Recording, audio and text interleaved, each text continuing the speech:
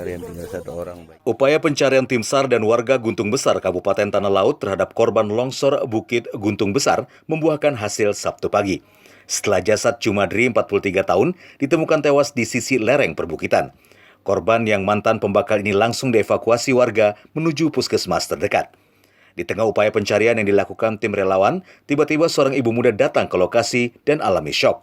Dia adalah Adriani, 27 tahun, ibu dari Yanur dan Maulana, yang turut menjadi korban longsor pada Kamis dini hari. Satu anaknya Maulana saat ini masih dalam pencarian, sedangkan suami dan satu anaknya sudah ditemukan meninggal 2 hari lalu di lokasi yang sama. Salah satu korban selamat dari timbunan longsor, Ramadhani juga hadir ke lokasi guna menyelamatkan sepeda motornya yang turut tertimbun dan berhasil ditemukan. Sementara upaya pencarian masih berlangsung, korban insiden ini berharap adanya bantuan.